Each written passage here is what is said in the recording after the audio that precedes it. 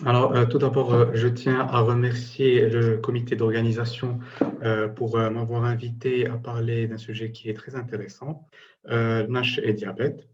Alors, notre présentation se déroulera selon le plan suivant. Tout d'abord, nous allons voir quelques définitions avant de voir l'importance du sujet dans le chapitre épidémiologie. On verra après comment diagnostiquer et comment traiter la NASH chez les malades diabétiques avant de conclure. Alors, tout d'abord, un petit rappel historique. La NASH, ce n'est pas quelque chose de nouveau. Les premières constatations de foie stéatosiques ont été faites en 1936. Rapidement, en 1984, le premier foie stéatosique chez un patient diabétique a été découvert. En 1938, on a fait le lien entre stéatose, cirrhose et diabète. Mais ce n'est qu'en 1980 que Ludwig, un anatomopathologiste, avait décrit sur une série de 20 cas la présence de lésions de stéatose qui ressemblent à celles causées par l'alcool chez des patients non alcooliques, d'où le nom non-alcoolique fatty liver disease ou stéatose non alcoolique. Alors pour les définitions, l'entité mère c'est la NAFLD, non-alcoolique fatty liver disease ou stéatose non alcoolique, qui correspond à l'accumulation de graisse hépatique dans plus de 5% du parenchyme hépatique. Elle est découverte soit par l'imagerie ou par l'histologie en l'absence de cause secondaire de stéatose hépatique, ce qui en fait un diagnostic d'élimination. On verra pourquoi c'est important après. Alors, cette NAFLD, elle peut avoir deux types d'évolution. Soit elle évolue sans inflammation, qui en fait la stéatose hépatique, où on aura une stéatose sans lésion inflammatoire. C'est une évolution qui est bénigne et qui ne progresse pas. Soit dans près de 20% des cas, on aura la présence d'inflammation qui correspond à la stéatohépatite, la NASH. C'est l'association entre stéatose et inflammation. La NASH est une pathologie qui est évolutive. On aura de la fibrose qui va se constituer avec le temps pour aboutir à la cirrhose. Alors, la fibrose, elle est classée en 5 stades, de F0 à F5, à F4. F0 étant l'absence de fibrose et F4 étant la cirrhose. Alors, bien sûr, entre la NAFL et la NASH, c'est un continuum. Quand on aura une aggravation des facteurs précipitants, notamment le diabète, l'obésité ou le syndrome métabolique, ben, on pourra passer de stéatose hépatique à stéatohépatite. Et quand on aura une amélioration de ces facteurs, on pourra passer de stéatohépatite à stéatose simple. Alors, ce qu'il y a de nouveau en 2020, c'est la proposition d'un groupe d'experts de changer la dénomination de la maladie de non-alcoolique fatty liver disease à métabolique associated fatty liver disease. Ça veut dire stéatose métabolique. Pourquoi? Parce que ça nous permet de mieux comprendre la maladie, de mieux expliquer aux malades, et ils ne se sont pas arrêtés à proposer un changement de nom, mais aussi un changement de critère diagnostique pour que ça ne soit plus un critère d'élimination, un diagnostic d'élimination, mais que ça devienne un diagnostic positif.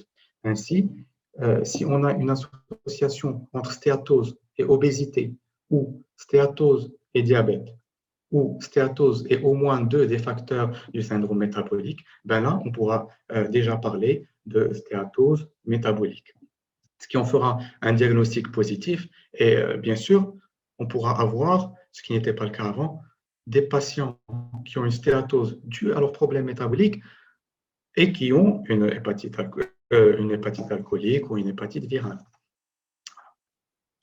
Alors, on va passer au chapitre épidémiologie pour voir un petit peu l'importance et le lien du diabète avec la stéatose. Ça, c'est une méta-analyse qui regroupe près de 40 000 patients dans 20 pays. On remarque que près de 55% des patients diabétiques ont une stéatose et près de 37% ont une stéatohépatite, ça veut dire la forme évolutive, et 17% ont de la fibrose avancée. On va voir l'importance de la fibrose après. Alors, cette étude, c'est aussi une méta-analyse qui montre que les patients qui ont une stéatose ont 5 fois plus de risque de développer un diabète. L'association de diabète et de la stéatose, elle aggrave les deux maladies. là, on voit que l'association entre le diabète et la stéatose, ben, elle aggrave la progression vers la fibrose par rapport à des patients qui ont juste de la stéatose. Pourquoi je parle de la fibrose? Parce que la fibrose, c'est le principal facteur pronostic. On voit ici la courbe de survie des patients qui ont une stéatose et de la fibrose, ben, elle est beaucoup plus basse que ceux qui n'ont pas de fibrose.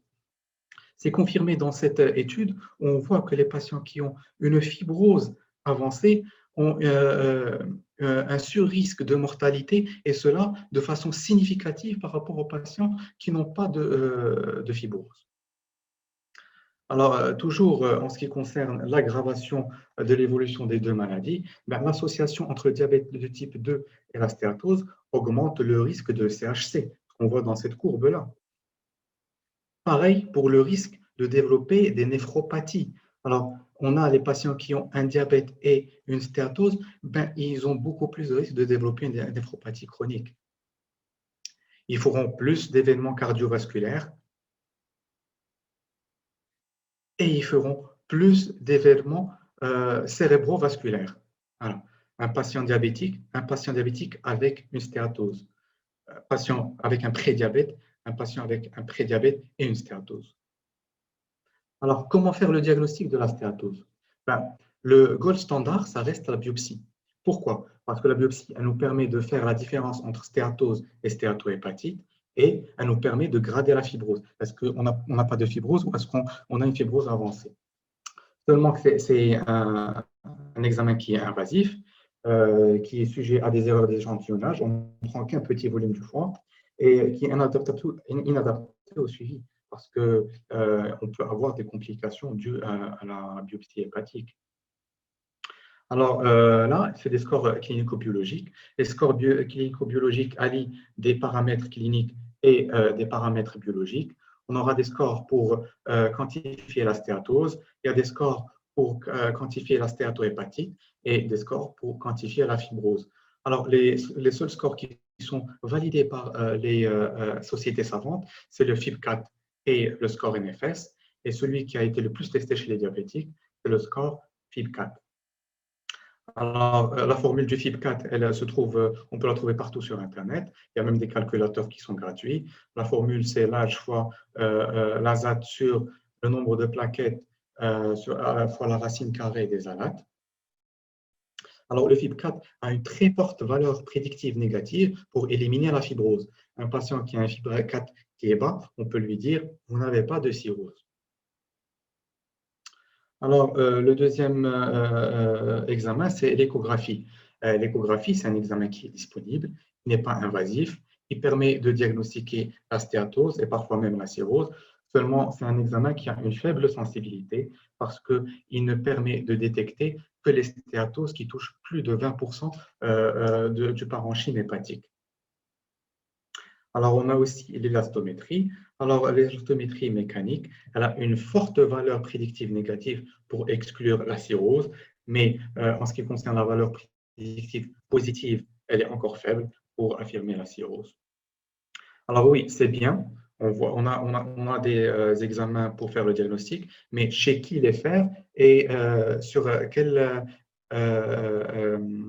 processus? Ben, il y a une différence entre la société américaine et la société européenne. La société américaine est un petit peu pragmatique. Elle ne recommande pas. Elle ne recommande pas de dépister la stéatose chez les patients diabétiques ou à fort risque parce qu'elle n'est pas sûre du coût-bénéfice. Et pour le moment, il n'y a pas de traitement miracle, comme on va le voir par la suite. Donc, elle ne le recommande pas. Ce qu'elle recommande, c'est de la vigilance pour les groupes à haut risque. Allez savoir ce que ça veut dire. Contrairement à la société européenne, elle recommande de faire le diagnostic ou le dépistage de la stéatose chez les patients qui sont diabétiques ou obèses ou qui ont un syndrome métabolique. Alors, par quelle séquence? Tout d'abord, quand on a un patient qui est à fort risque, on va chercher s'il a une stéatose, soit par l'échographie, soit par un score clinico-biologique. Si on trouve que la stéatose est présente, ben, on cherchera s'il a de la fibrose associée. S'il n'a pas de fibrose, on le retestera après 2 ans. S'il a de la fibrose qui est associée, ben, on l'adressera au spécialiste, qui est le gastro et l'hépато-entérologue. Alors, si on n'a pas de stéatose, ben, on le retestera après 3 ou 5 ans. Dans tous les cas, si on a une cytolyse, une augmentation des enzymes hépatiques, il faut adresser le patient au spécialiste. Alors, pour le traitement ben, il est basé sur le contrôle du diabète, sur les mesures hygiéno-diététiques qui associent le sport et le régime aussi bien qualitatif que quantitatif, quelques traitements pharmacologiques et la chirurgie.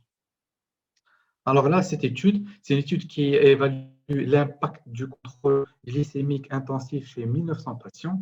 On voit que la décroissance de l'hémoglobine glyquée, ben, elle est associée à une baisse des transaminases.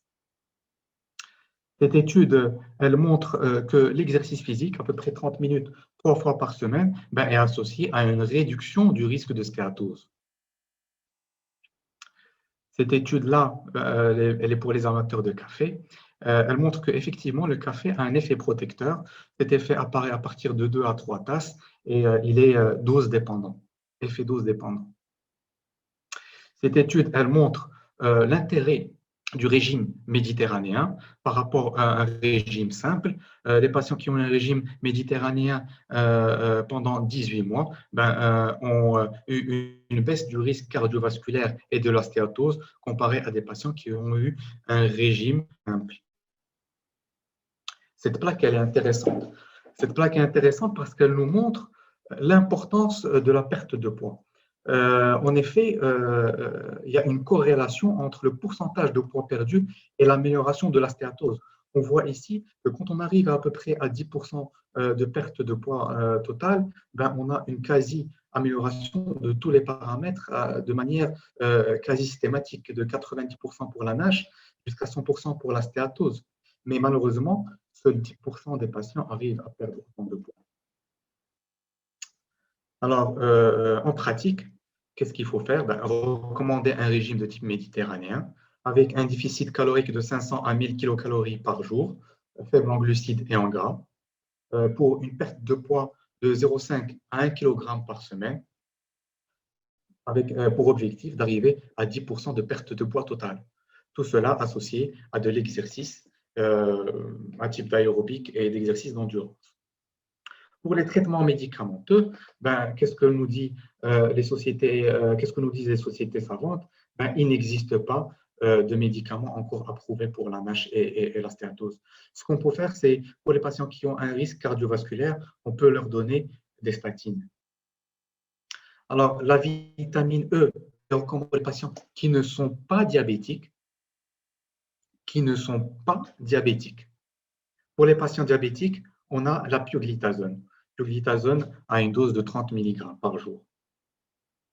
Alors là, c'est une étude du New England Journal of Medicine qui montre que la pioglitazone, elle fait beaucoup mieux que le placebo en ce qui concerne l'inflammation, en ce qui concerne la nécrose, la stéatose et l'amélioration de la fibrose. Tout ça est de manière significative. On voit les petits P qui sont inférieurs à 0,005.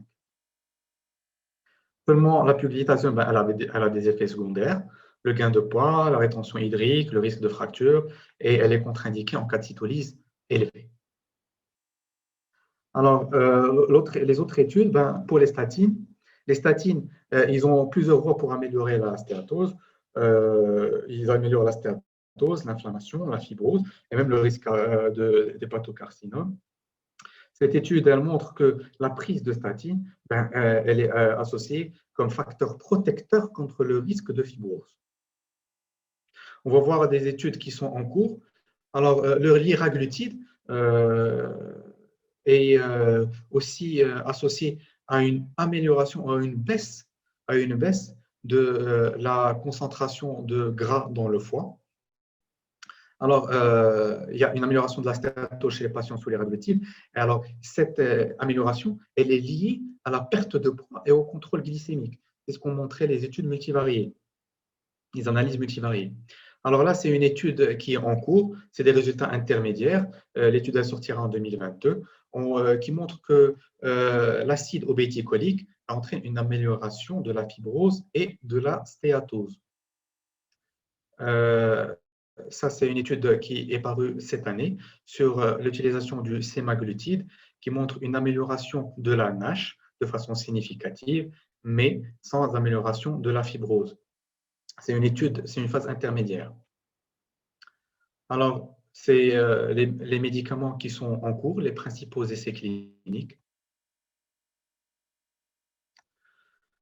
Alors, j'ai voulu mettre les deux médicaments qui ne sont pas recommandés, mais qui sont très utilisés. La metformine. La metformine, ben, cette méta-analyse, elle montre qu'il n'y a pas d'amélioration sous metformine, que ce soit pour la stéatose, que ce soit pour l'inflammation, que pour la ballonisation ou pour la fibrose. Il n'y a pas d'intérêt à donner la metformine pour la stéatose. Alors, pareil pour la vitamine E chez les patients diabétiques. La vitamine E chez les patients diabétiques n'entraîne pas d'amélioration. Alors, il nous reste la chirurgie bariatrique. La chirurgie bariatrique, elle entraîne une amélioration de la stéatose, de la stéatohépatite, ainsi que de la fibrose. Elle est indiquée aux patients obèses, avec une obésité supérieure à 35, avec une NASH. Alors, il faut faire attention pour les patients cirrhotiques. Elle peut être accompagnée d'une morbimortalité assez élevée. Alors ça, c'est un diagramme qui est emprunté pour les patients qui ont une stéatose et une obésité, mais qui peut être appliqué aussi pour les patients qui sont diabétiques. Donc, les mesures hygiéno-diététiques, ils sont recommandées pour tout le monde, quelle que soit la présence ou l'absence de fibrose. Et en première intention. En cas d'échec ou de fibrose avancée, on peut s'aider par les traitements médicamenteux comme les statines, la liraglutide ou la pioglitazone. Et en cas d'échec, en troisième ligne, on a la chirurgie bariatrique. Alors, pour conclure, on va dire que l'avenir peut-être sera une modification de la nomenclature. On va plutôt parler de stéatose métabolique que de stéatose non alcoolique. La fibrose, c'est le principal facteur pronostic. La coexistence de diabète et de stéatose aggrave les deux maladies. La prise en charge doit être multidisciplinaire. Les mesures hygiéno-diététiques et l'équilibre diabétique sont la base du traitement. Le traitement pharmacologique est réservé au traitement de seconde ligne pour des patients qui ont une fibrose. Et peut-être que l'avenir nous donnera, le futur nous donnera des traitements qui sont beaucoup plus efficaces. Alors, je vous remercie et j'attends vos questions. Merci.